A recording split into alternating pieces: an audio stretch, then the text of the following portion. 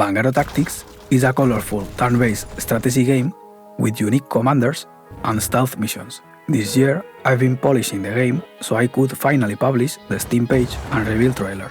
The Steam page is live, so you can add it to your wishlist. In the last video, I showed how I reworked the combat backgrounds. Another area that needed some work was the UI, so I ended up redesigning most of it. There's months of work condensed into one video. Most of the redesign is from last year, including the animated mining and capturing UI.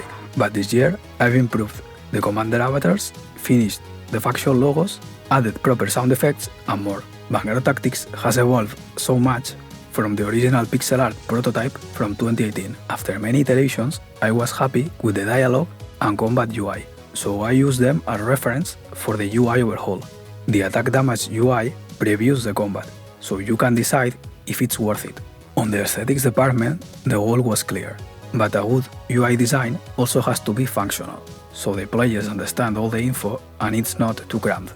Part of it is thinking how it could be more comfortable, so making it bigger was one of the first changes. I did many iterations, trying different shapes and testing different places and ways to display some info. Was looking for a design that allowed me to display some optional info when a unit is in a special state, like spotted by a recon plane.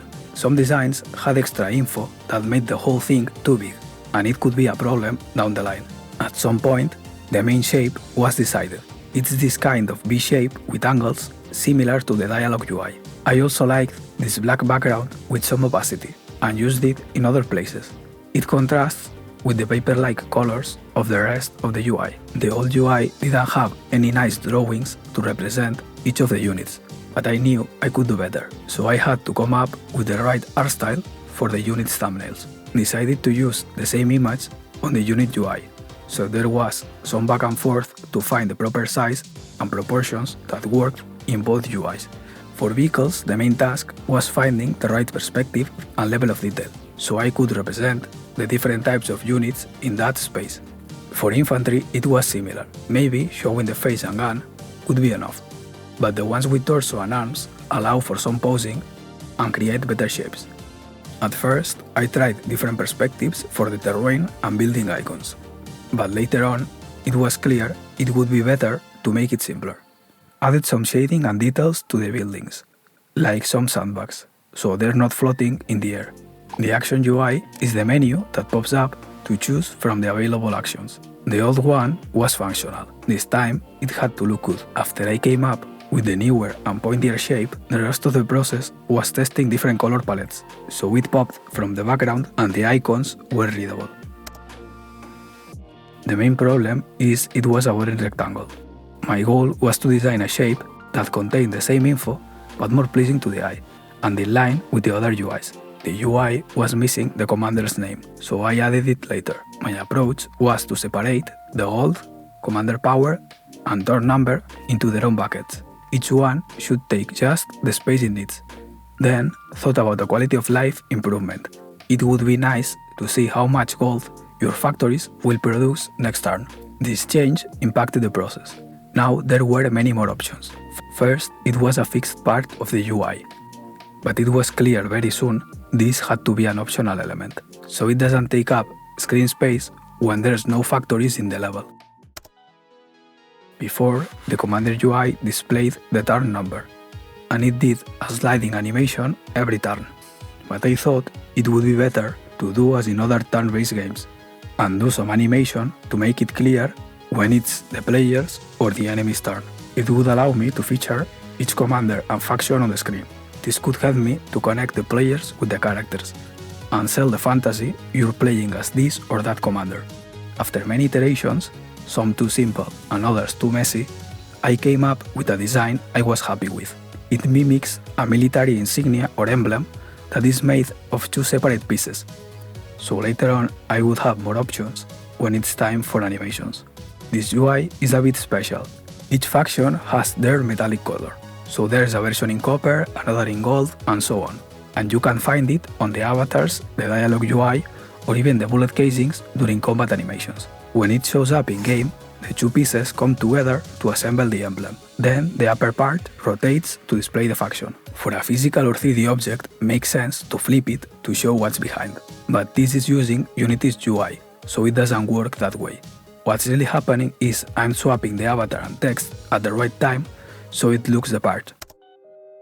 Last year, I had already made the logos for half of the factions, but it was time to finish all of them.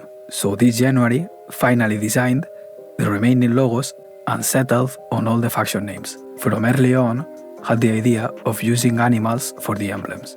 I did many designs and sketches, but the deer is the only one standing still from back then. While I thought the style might be associated to a medieval setting instead of the early 20th century, still kept my original idea, because it looks cool, and it's one of the benefits of making the game by myself. As the logos came first, had to come up with faction names after the fact. For example, Kerwas Kingdom makes sense if you're looking at a deer with a crown. The Ancalia Nation is a different story. First, it was a knight slaying a dragon like St. George. Then evolved into some kind of bird, and finally settled with this duck or goose. So the final version has these lines in the chest to indicate feathers, and these pointy shapes on the wings. It looks more aggressive, and you can also see a mask if you look at the two wings. In January, I designed the remaining two logos. Like the others, I had one constraint. They had to fit nicely in a circle. As any proper empire, the Serpent Empire likes to invade other places. And the first designs made reference to the volcanic islands where their commanders are stationed. But then got the idea of the snake and went in that direction. The Ringa Republic's name doesn't have anything to do with an animal. It comes from a very iconic gun design. But the wolf has been there since the early sketches. Tried the idea of it holding a knife or a sword, and it ended up being the best one. When I was adapting these new logos to make the final emblems, I came up with nicer looking gradients. So went back and updated the older logos in that style. Did the same with the new Turn UI for all factions. If you have enjoyed the evolution so far, you will enjoy for sure the massive improvements I made to the mining and capturing UIs, from no UI or just a progress bar to fully animated scenes. Before, when mining resources, there were some sounds and the minerals would break to indicate progress. I wanted to make it clear from screenshots or gameplay that there's a mining mechanic in this game. It would be more difficult to miss it if you literally see the guy hitting a mineral with a pickaxe.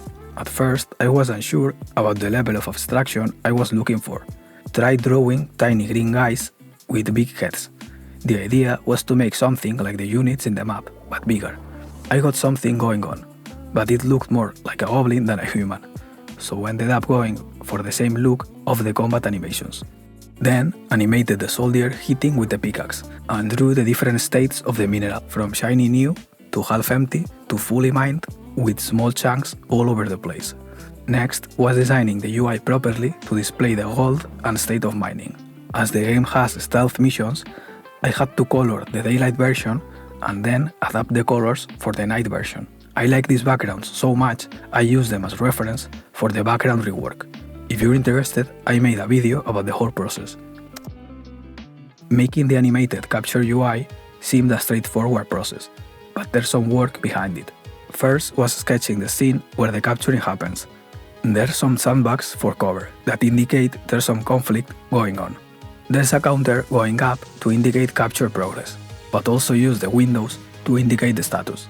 There's a few possible situations, like capturing an abandoned building, or capturing from the enemy, or even recapturing one of our own. When we are taking a building from the enemy, there's an animation of infantry units shooting at the windows to take over the place. There's another where some workers repair it with hammers. That's for empty buildings or to replenish capture points on our own buildings. When a building is finally captured, there's a special animation where fireworks go off, the boarded up windows disappear, and the facade is painted in our colors. Like any other background, this one also has a different day and night versions. The new metallic gradients from the faction logos and new Turn UI also show up in the new commander avatars. It was a similar situation like the factions.